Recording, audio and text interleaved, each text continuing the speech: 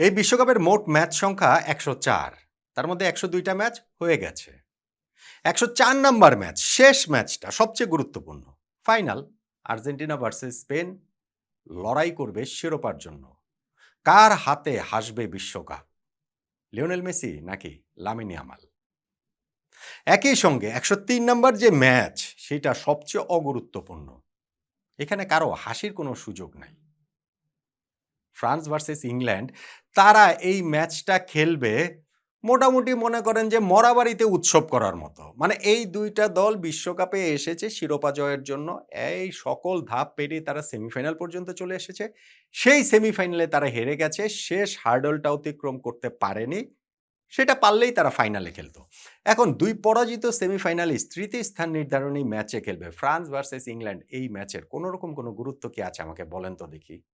কোন সময় কোন ওয়ার্ল্ড কাপে আছে? ওয়ার্ল্ড কাপের আমার কাছে সবচেয়ে আননেসেসারি ম্যাচ এটাকে মনে হয়।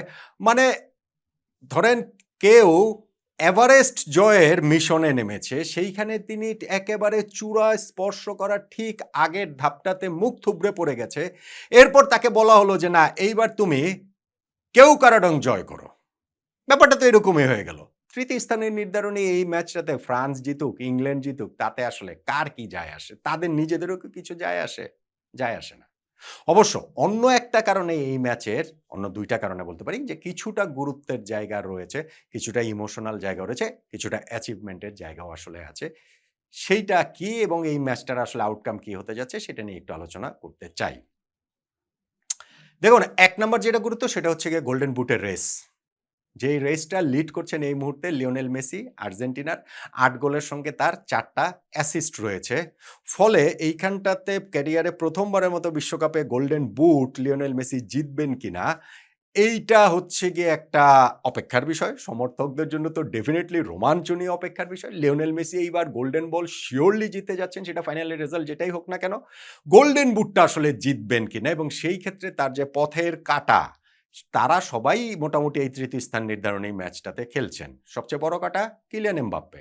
তারও মেসির সমান ৮ গোল, কিন্তু অ্যাসিস্ট সংখ্যা ৩ টি, মেসির চেয়ে ১ ধাপ পিছিয়ে রয়েছেন। ইংল্যান্ডের বিপক্ষে তৃতীয় স্থান নির্ধারণী ম্যাচটাতে সেই মেসিকে টপকে যাওয়ার at least for the time being সুযোগটা কিলিয়ান এমবাপ্পের থাকবে।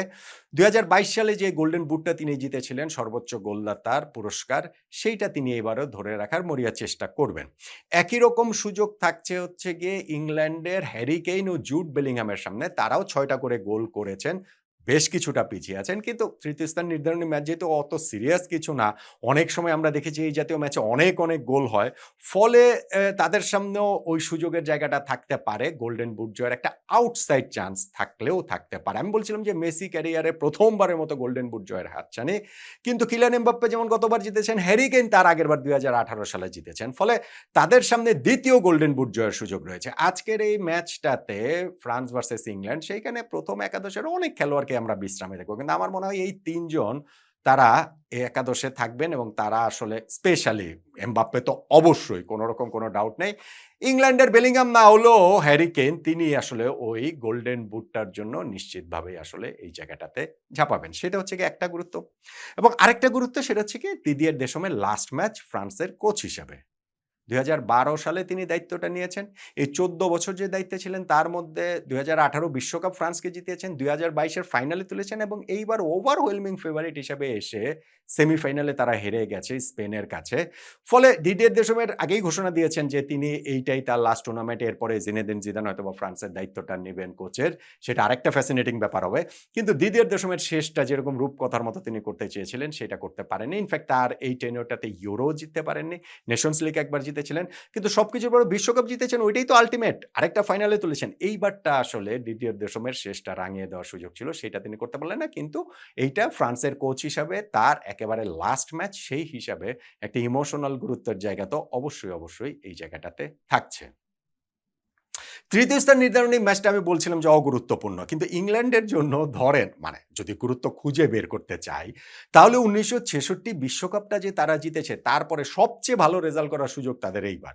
হ্যাঁ, সেমিফাইনালে আর্জেন্টিনার কাছে তারা যেভাবে হেরেছে, যেভাবে রিট্রিট করেছে, যেভাবে সারেন্ডার করে দিয়েছে ১ গোল করে দিয়ে, তাতে কোচ টমাস টুখেলের ওই স্ট্র্যাটেজি নিয়ে, বাস পার্ক করার স্ট্র্যাটেজি নিয়ে, সবাইকে ডিফেন্সে নামিয়ে দেওয়ার স্ট্র্যাটেজি নিয়ে বহুকাল চর্চা আসলে হবে। তারা সেই ফাইনাল হার্ডেলটাতে টপকাতে পারল না, তারা ফাইনালে যেতে পারল না। কিন্তু ১৯৬৬ বিশ্বকাপ জয়ের ৬০ বছর পরে সবচেয়ে ভালো সুযোগটা ইংল্যান্ড হারিয়েছে, এরকম আলোচনা চলছে। সবচেয়ে ভালো রেজাল্টের সুযোগটা কিন্তু এখনো তাদের রয়েছে। ৬৬-র পর ২ বার ইংল্যান্ড সেমিফাইনাল খেলেছে, ১৯৯০ এবং ২০১৮। ২ বারই তারা সেমিফাইনালে হেরেছে, এইবার নিয়ে তৃতীয়বার সেমিফাইনাল হারল। সো ওর পরে কিন্তু ওই তৃতীয় স্থান নির্ধারণী ম্যাচে ৯০ তেও তারা ইতালির কাছে ২-১ গোলে হেরে গিয়েছিল। ২০১৮-র সেমিফাইনালটাতেও কিন্তু তারা হেরে গিয়েছিল ওইখানে বেলজিয়ামের কাছে। ফলে ইংল্যান্ড যদি আজকে ফ্রান্সকে হারাতে পারে তাহলে তৃতীয় হওয়া মানে ১৯৬৬-র পর সবচেয়ে ভালো রেজাল্ট কাগজে কলমে অন্ততপক্ষে ইংল্যান্ড করবে। ফ্রান্সের জন্য বিষয়টা তা নয়। ফ্রান্স তো ধরেন হচ্ছে গিয়ে তৃতীয় স্থান নির্ধারণী ম্যাচ খেলেছে এর আগেও, মানে ইংল্যান্ডের চেয়ে বেশিই খেলেছে। ১৯৫৮ বিশ্বকাপের তৃতীয় স্থান নির্ধারণী ম্যাচে যেমন তারা পশ্চিম জার্মানিকে ৬-৩ গোলে হারিয়ে থার্ড হয়েছিল। যেইখানে জাঁ-ফতে তিনি ৪ গোল করেছিলেন। ওই যে এক বিশ্বকাপে যে ১৩ গোলের মধ্যে এই তৃতীয় স্থান নির্ধারণী ম্যাচে তার ৪ গোল ছিল।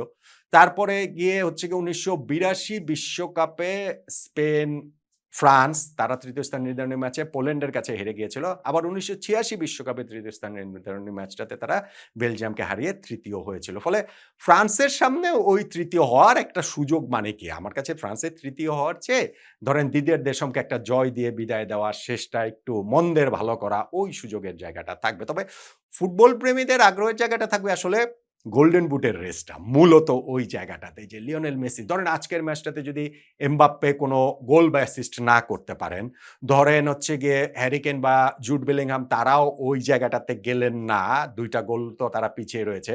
ফলে লিওনেল মেসি ফাইনাল খেলতে নামার আগেই তার গোল্ডেন বুটটা নিশ্চিত হয়ে যাবে। হ্যাঁ, স্পেনের ওয়াইয়ারজাবাল রয়েছেন কিন্তু ৫ গোল, ভাই ওইটা আর হবে না। ওইটা ফাইনালে কি কিলিয়ান এমবাপ্পে হ্যাটট্রিক করেছিলেন আর্জেন্টিনার বিপক্ষে, তাই বলে মিকেল ওয়াইয়ারজাবাল হ্যাটট্রিক করবেন আর্জেন্টিনার বিপক্ষে? ওইটা হওয়ার কোনো চান্স নাই।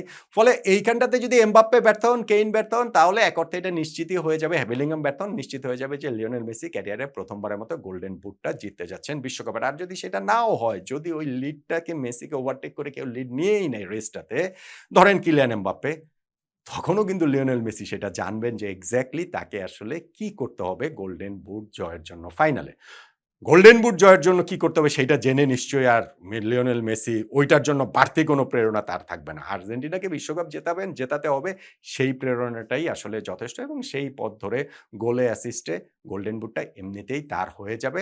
তৃতীয় স্থান নির্ধারণী ম্যাচে শুধুমাত্র দেখার বিষয় যে লিওনেল মেসি সেইটা ফাইনালের আগেই নিশ্চিত হয় নাকি ফাইনালের পরে তিনি নিশ্চিত করেন। আর যে ম্যাচটা সেইখানটাতে আমি বলছিলাম যে ২ দলেরই রিজার্ভ বেঞ্চের প্লেয়াররাই খেলবে। এই ওয়ার্ল্ড কাপে যাদেরকে সেভাবে কোচরা সুযোগ দিতে পারেন নাই তারাই খেলবেন। মোটামুটি সবাই আসলে খেলবেন এবং আমার ধারণা ধরেন এমবাপ্পে, কেইন তাদেরও যদি গোল্ডেন বুটের হিসাব না থাকতো তাহলে তারাও একাদশে খেলতেন না।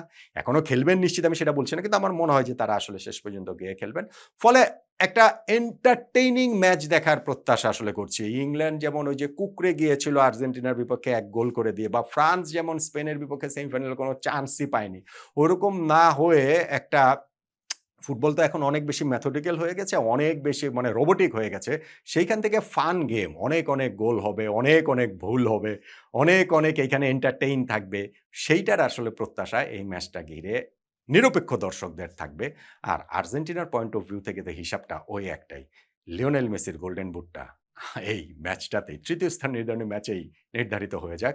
আর্জেন্টিনা না থেকেও, লিওনেল মেসি না থেকেও এই ফ্রান্স ভার্সেস ইংল্যান্ড ম্যাচটাতে ওইভাবেই গোল্ডেন বুটের হিসাবটাতে প্রবলভাবেই তো আছে, নয় কি?